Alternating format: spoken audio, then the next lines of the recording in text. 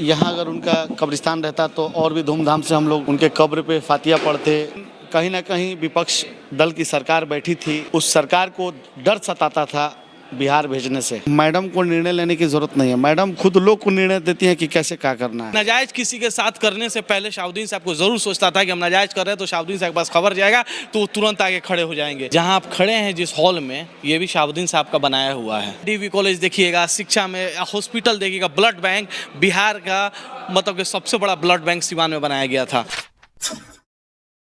सिवान के पूर्व सांसद मोहम्मद शाहबुद्दीन साहब का दूसरा पुण्यतिथि है। आप सभी लोगों ने देखा कि किस तरीके से कोरोना काल में उनका निधन दिल्ली डीडीयू में हो गया था, और उस समय लगातार कुछ लोग थे जो उनके लिए संघर्ष कर रहे थे और ये चाह रहे थे कि जो शाहबुद्दीन साहब का पार्थिव शरीर है सिवान पहुंच जाए। लेकिन तमाम जद्दोजहद के बाद, तमाम प्रयासों के बाद ये संभव नहीं हुआ, क्योंकि गाइडलाइंस थे और तमाम ये मामले थे कि कोरोना है, आप नहीं ले जा सकते हैं। बावजूद इसके शाहबुद्दीन साहब का पार्थिव शरीर तो सिवान नहीं पहुंचा, लेकिन उनका जो विचार है और उनके किए गए जो विकास है वो भी आज लोग याद कर रहे हैं। आज दूसरा पुण्यतिथि आप देख सकते हैं कि यहाँ पर एक बड़ी तस्वीर लगाई गई है और आज कोई ऐसा लोग नहीं थे, चाहे बीजेपी के हो, राजद के हो, तमाम लोग पहुँचे थे और श्रद्धांजलि दिए। व्यक्तिगत तौर पर जिनसे लगाव था वो लोग पहुँचे। बात करेंगे कि वो लोग हैं हमारे साथ जो लोग, आपको याद होगा कि ITU कब्रिस्तान, दीनदयाल उपाध्याय हॉस्पिटल या फिर दिल्ली, हर जगह ये लोग नजर आए थे। आज दूसरा पुण्यतिथि अदनान अहमद साहब हैं। अदनान जी, आज तो आप लोगों ने याद किया, लेकिन ये दिल में इच्छा नहीं है कि अगर इनका कब्रिस्तान यहाँ रहता तो और बड़ी तरीके से जलसा होता, जुलूस होता, ये सब? देखिए, इसका तो तकलीफ़ हम लोग को है कि यहाँ अगर उनका कब्रिस्तान रहता तो और भी धूमधाम से हम लोग उनके कब्र पे फातिया पढ़ते, श्रद्धांजलि जाते, हर जात बिरादर के लोग जाते वहाँ, और उनको नसीब भी होती सिवान की मट्टी। लेकिन कहीं ना कहीं विपक्ष दल की सरकार बैठी थी, उस सरकार को डर सताता था बिहार भेजने से, और उन लोगों ने जो है कि राजनीति तहत जो है कि उनको वहाँ से आने नहीं दिया, वहीं उनका जो है माटी मजिल होना पड़ा। तो इतना किसी से क्या डर हो सकता है कि उसका पार्थिव शरीर भी उसके गाँव नहीं जाने दिया जाए? डर था कि इसलिए कि कोरोना का महामारी चल रहा था, पूरा बिहार, पूरा हिंदुस्तान लॉकडाउन से झूल रहा था। ये मौका मिला उन लोगों को बोलने का, और इसी वजह से उनका जो है कि शरीर आने नहीं दिए यहाँ। अच्छा, एक वीडियो आपका काफ़ी वायरल हुआ, आप पूरे गुस्से में दिख रहे थे, बोल रहे थे कि ये शाहबुद्दीन का लाश है, सिवान के शेर हैं, आप लोग गलत कर रहे हैं। क्या हो गया था कि आप इतने गुस्से में आ गए थे? आपका वीडियो पूरा वायरल हुआ था। हम नहीं, पूरे कार्यकर्ता रहते वहाँ तो वही करते जो हम किए। चूँकि उस टाइम बहुत सारे कार्यकर्ता वहाँ पहुँच नहीं पाए, कोई सुविधा नहीं थी। कुछ लोग बाइक से पहुँच गए थे दिल्ली, तो वहाँ जो लोग थे सब लफड़ा किए, सब ने किया, हम लोग भी किए। आप भी रहते तो आप भी करते।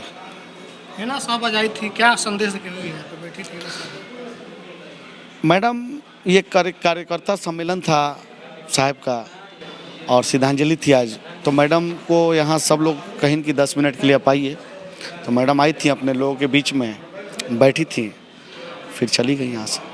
राजनीतिक तौर पर लोग इंतजार कर रहे हैं कि क्या निर्णय होगा शाहबुद्दीन परिवार का। हम लोग कई लोगों से बात किए, वो लोग यही कह रहे हैं कि जो निर्णय होगा हिना साहब का, उधर हम लोग मूव कर जाएंगे। निर्णय लेने में क्यों देर हो रहा है? देखिए, निर्णय का मसला है कि मैडम को निर्णय लेने की ज़रूरत नहीं है, मैडम खुद लोग को निर्णय देती हैं कि कैसे क्या करना है।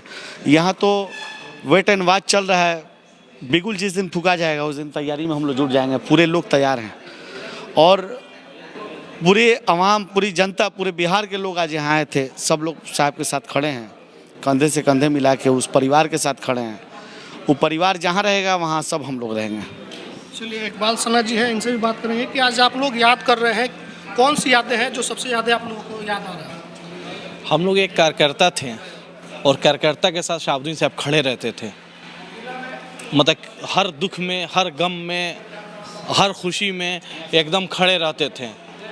हमारे पिताजी का इंतकाल हुआ था और उन्होंने सबसे पहले खबर भिजवाया कि तुम्हारे पिताजी ने हम हैं। तो वो चीज़ दूसरे में नहीं मिलता है, जो उनसे हम लोगों को सम्मान मिला, इज़्ज़त मिला, वो दूसरा कोई नहीं दे पाता है। इसलिए बहुत सारी यादें हैं, लेकिन सबसे बड़ी लाइफ की थी। बहुत चीज़ें जो कहा जा सकता है। राजनीतिक तौर पे कहा जाता है कि जब तक वो थे विकास हुआ, और उनके जब से उस सीट खाली हुआ, वो सांसद हटे, जेल चले गए, विकास ठप पड़ गया है। इसमें कितनी सच्चाई है? जहाँ आप खड़े हैं जिस हॉल में, ये भी शहाबुद्दीन साहब का बनाया हुआ है। इसके बगल में विद्या भवन कॉलेज है, वो भी शहाबुद्दीन साहब, मतलब कोई बिल्डिंग नहीं था, एक झोपड़ी में चलता था ये सब चीज़, वो भी शहाबुद्दीन साहब का बनाया हुआ है। उसके बाद आप जाइएगा डीवी कॉलेज देखिएगा, शिक्षा में हॉस्पिटल देखिएगा, ब्लड बैंक बिहार का मतलब कि सबसे बड़ा ब्लड बैंक सिवान में बनाया गया था। जहाँ जब कारगिल युद्ध हो रहा था उस टाइम उसमें किया गया था कि खून की कमी ना हो हमारे देश के जवानों को। तो शहाबुद्दीन साहब की वो सोच थी। आप किसी क्षेत्र में जाइए, 50 रुपया डॉक्टर फीस लेता था। कोई मतलब कि नाजायज़ किसी के साथ करने से पहले शहाबुद्दीन साहब को ज़रूर सोचता था कि हम नाजायज़ कर रहे हैं, तो शहाबुद्दीन साहब के पास खबर जाएगा तो वो तुरंत आगे खड़े हो जाएंगे। किसी भी मतलब जालिम के साथ नहीं देते थे, इसीलिए वो खड़े हो जाते थे, इसलिए उनका विरोध कर होता था। चलिए, तो अभी हम सिवान में हैं और सिवान के पूर्व सांसद मोहम्मद शहाबुद्दीन साहब का दूसरा पुण्यतिथि है और देखिए कि इनके जो चाहने वाले हैं भावुक हैं और याद कर रहे हैं उनके कामों को और उनके साथ जो अभी राजनीतिक तौर पर हुआ उन चीज़ों को भी याद कर रहे हैं, किस तरीके से साजिश करके उनकी हत्या हुई और उसकी जांच लंबे समय तक होती रही कि लोगों ने ये कहा कि शहाबुद्दीन साहब के साथ जो हुआ उसकी जांच हो। उनकी मौत नहीं हुई है कोरोना से, उनको साजिश के तहत मारा गया, लेकिन इस मामला उस समय ठंडा पड़ गया था। अभी उस पर कुछ जिक्र नहीं होता है, लेकिन इनकी विकास और इनके कामों को लगातार लोग आज भी याद कर रहे हैं।